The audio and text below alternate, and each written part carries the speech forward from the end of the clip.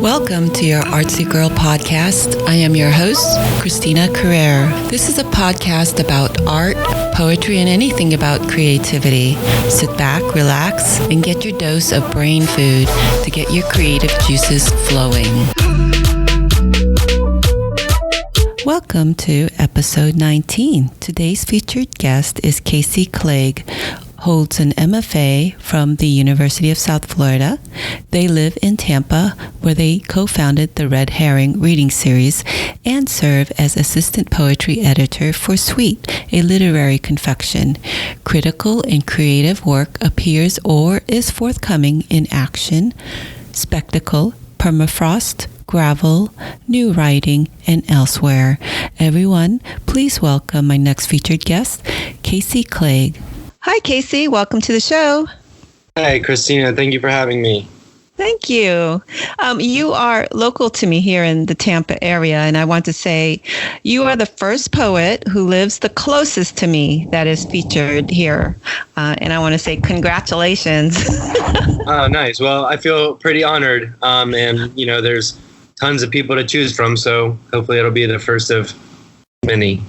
Oh, yeah. Well, that's what I want to discuss later on. I know there's several people in the area I want to reach out to and be able to feature them as well.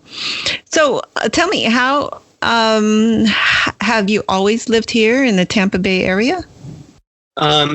Somewhat. I actually grew up in Lakeland, Florida, which is about halfway between Tampa and Orlando. It's not rural per se. It does have that element to it a little bit. It's just close enough to a city to go and do things in Tampa and Orlando, but far enough away to feel pretty isolated. I've been living in Tampa this time about 6 years. I came over here to do my undergraduate at USF and have been here since. So what made you decide to get your MFA? I understand you just completed your MFA in creative writing from University of South Florida? Correct. Just about a month ago. Oh, congratulations on that. I know that's a huge feat. So what made you decide to do an MFA as opposed to any other graduate degree?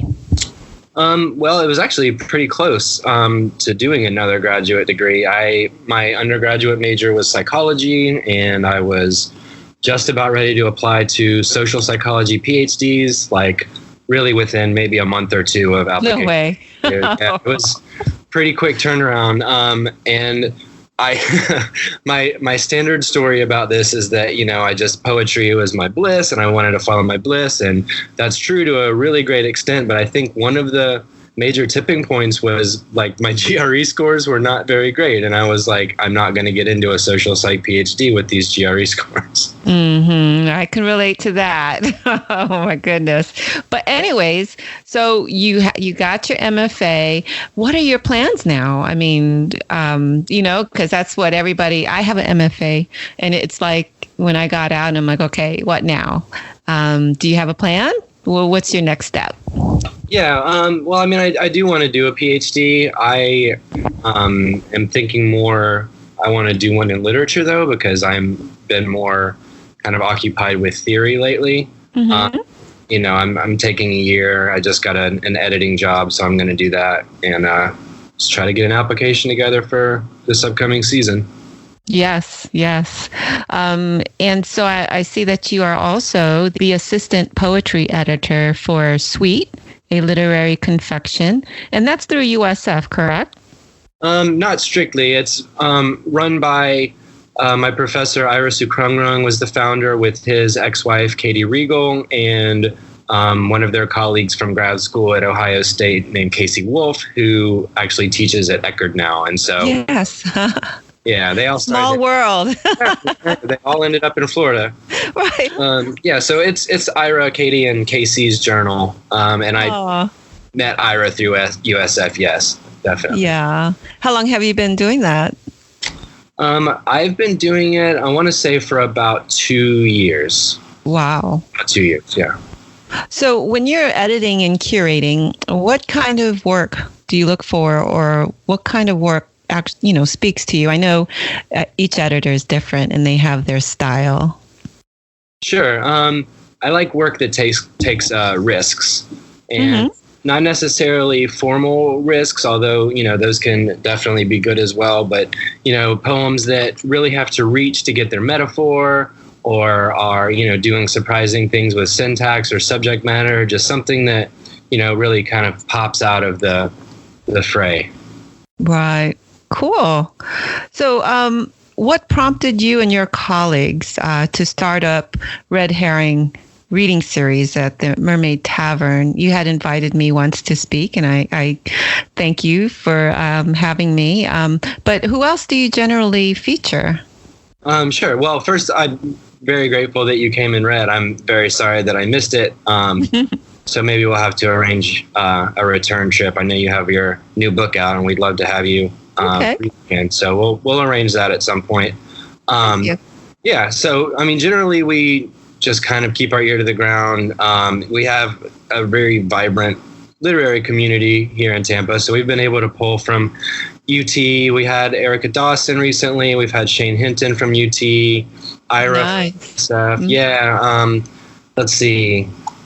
We've had some people that have put out chapbooks with Yellow Jacket Press, who I also edited for up until recently. We've had Yuki Jackson. She's a local poet and activist. Melissa Carroll, who's a USF alumni and who just put out a really great debut full length with Sweet. Some other journal.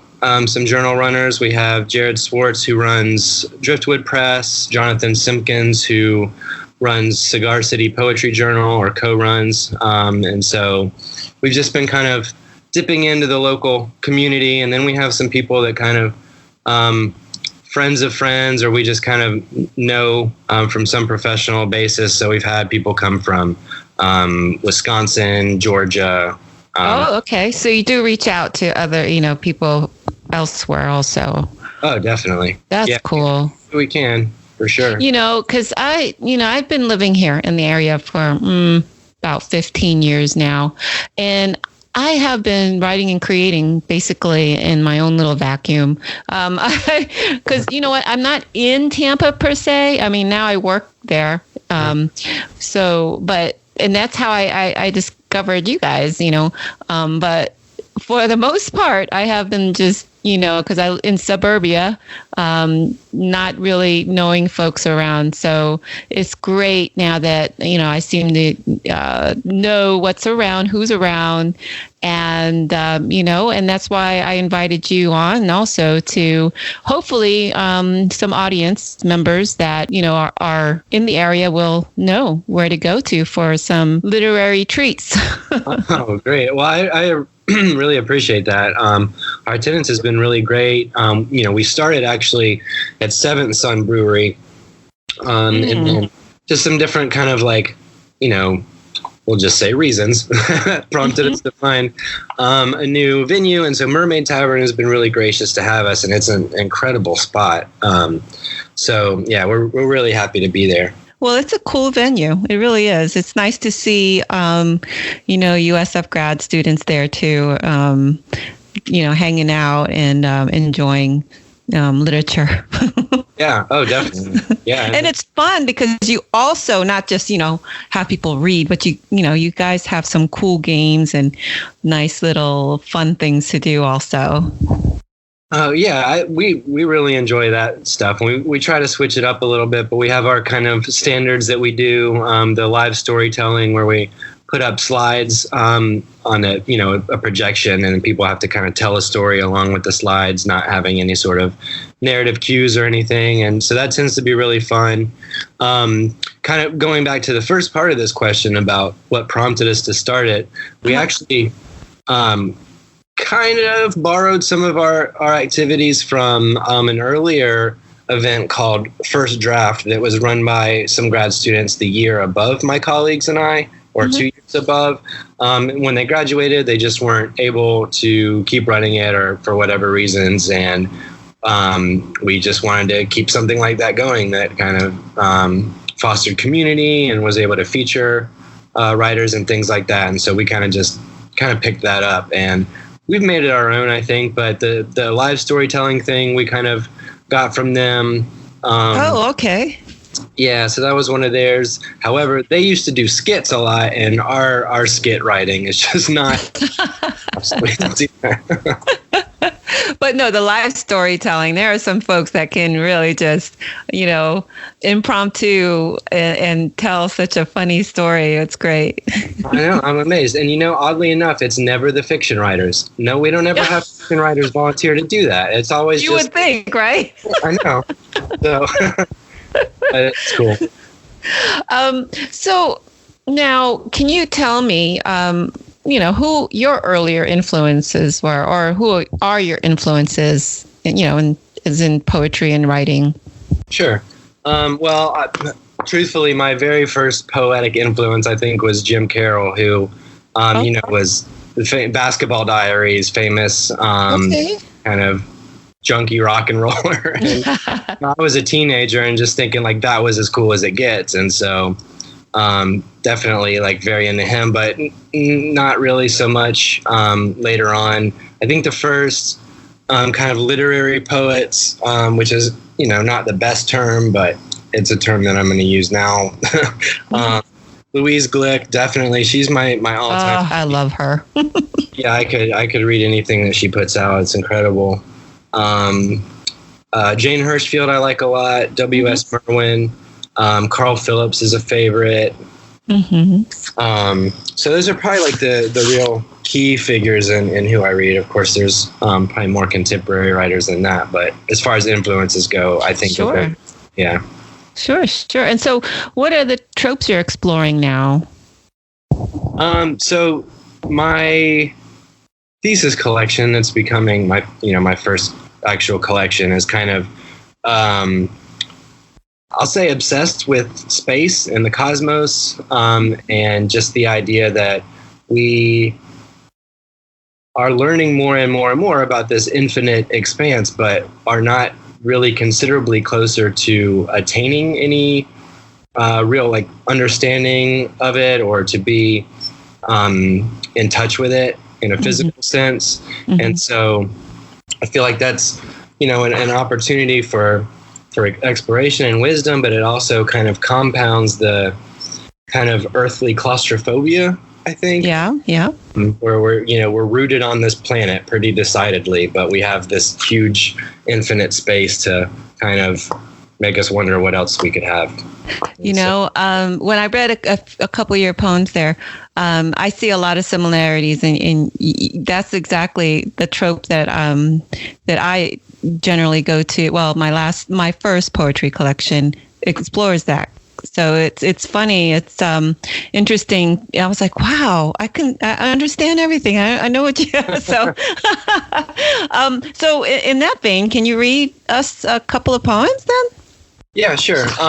So I have, that's kind of been the more recent work, but some of my other poems deal with gender and expectations for masculinity. I'm a non-binary person, and so just the continual kind of like antagonisms of a male-dominated society for a person who, does not identify with that at all, and in fact is pretty opposed to its values, is kind of, another area that I like to explore. I'm not sure it's going to fit in the collection with the space poems, but we'll see. Okay. All right. So I actually I selected one. It's called Mysterious Signals. That was prompted by a news story about signals from space. And I think the one salient piece of information that you might need to know before this poem is just it mentions a Newton's cradle, which is the little thing that sits on office desks sometimes. The balls kind of click. So I just wanted to Okay. All right, so it's got a bleeding title, so the title just leads into the first line. Mysterious signals from deep space detected. The news this morning. I don't ask who or what, but why. We've been unmoored here for millennia. Look how our fields and living rooms burn. Men point their rifles at the stars. The more gentle among us sent a gold plate into space, engraved with jazz and multi-tongued hellos. An advanced race would have answered back with their faces first, not with promises of platinum and rapture. It probably isn't beings at all. We project our forms on everything. But planets clacking like the silver balls of a Newton's cradle, or a star's cry as its supernovas collapses to black hole. 3 billion light years to fire into my radio. I listen to the notes in the void between the notes. Let me lay here among the baby's breath, see its clouds bloom anew. Wow. That's so powerful. Oh, thank you. Thank you so much. Do you have another one? Yeah, I do. So this is a gender poem. Okay. Incidentally, also has a bleeding title. Mm-hmm. A man on the internet tells me cis and trans are made-up words, and he refuses to use them. Imagine if we had to split among us the creaks and grunts the earth makes on its own, one for each person, plaqued in bronze, worn as necklace, so not to fingerprint them in our human way. Yet he says gender, he says certainty, imagination, says of all the ways to know a person, it has to be on my terms. It isn't words I object to, but the mouth that insists I invented myself. Would he say this even if he knew I loved a boy once before I knew they were a they, and my love didn't change with words, but I did? Wow. Thank you so much for sharing those. So you're working on your collection, and incidentally, I also, my thesis, actually a lot of my poems from my thesis went into my first chapbook. So yeah, I mean, it's only, you've been working on the collection, so it's kind of like, that's you might as well get those published, right? I hope so. Yeah, I mean, I've been fortunate to have a few in some really journals I'm proud to be in, and I just, there's a lot for a thesis of trying to make page count for the actual assignment. So, who knows? Oh, yeah. Stay, but. I remember. Sure.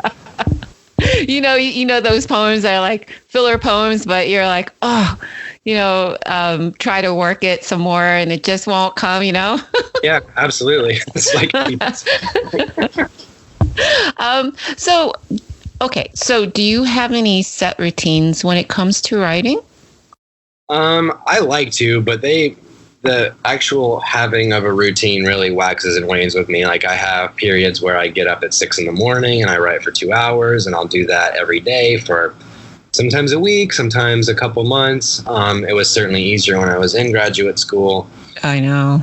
Now it's just kind of when when an image strikes me or a turn of phrase or something, and I have the time to sit down and kind of tease it out and see where it wants to go. And so, probably it's not that much when I'm not in school, but I am very fortunate to have, a lot of free time and stuff despite other obligations. So I get to write. It's just pretty sporadic. I hear you. I know. When I got out, my MFA also, I didn't have, like I said, I didn't have literary community, but, I think what's important is to, just keep in touch with folks who are doing it, it keeps you active and inspired as well, to keep on going. I think it is setting that routine, not so much like, you got to wake up early in the morning every single day. But it's okay. So I run, I'm a soloist when I'm running. Okay. So I have the routine, I have my routine. And then every now and then I do, fall off the wagon and then it's like, okay, I got to do this again. And so I just view that as well with writing, just gotta, and don't beat yourself up when you do not, fall behind, or you look up and you're like, okay, so where did the years go? That's good advice. Thank you. So what are your current projects and what is your future goals rather? My future goals, like I said, I want to do a PhD in literature just so I can It's more on theory. And so I've been kind of trying to combine some of the concepts from social psychology that I studied as an undergrad into literary theory and work in, established theoretical platforms, psychoanalysis. Interesting. So yeah, it would be like psychoanalysis criticism, kind of like. It's a pretty big field already, but there's a specific subfield of social psychology that I studied called terror management theory that. Okay. Just very briefly, I'll just tell you that it kind of examines how humans deal with unconscious death anxiety and how, that can manifest in different work. So my critical work has been looking at that in contemporary poetry collections. Wow. Well, wow. I would love to, read more about that. So have you gotten accepted yet, or you're still in the process of applying? For PhD programs? Yeah. I'm going to be applying in the upcoming season, so in the fall. Okay. And do you plan to branch out and explore other genres, for example? Well, I wrote quite a bit of nonfiction in my master's program. I like that genre. Not really that... I don't do fiction. So, you did try. I love the idea, but it doesn't happen. I can't sustain that kind of interest in a character so much, Yeah. Which is not to say that I love fiction, but it's just not my thing. So I write CNF and critical work and poetry. Okay. So where can the audience learn more about you if they say, hey, I want to know more about Casey? Sure. Well, there's always Google. Of course. Eventually, a Google result will turn up my website, but it's not published yet. I'm still kind of piecing it there. And that's CaseyClague.com. Mm-hmm. Okay, cool. Well, I just want to say, thank you for sharing your work. It's great talking to you, and congratulations again on completing your MFA. Thank you. And let me know. About any new work you have. So please stay in touch, okay? Yeah, I'd love to. And I look forward to reading your new collection as well. Thank you. Well, everyone, that is it for now. Please tune in next week for my next featured guest. In the meantime, have a productive and creative week. Bye, Casey. Bye, Christina. Bye.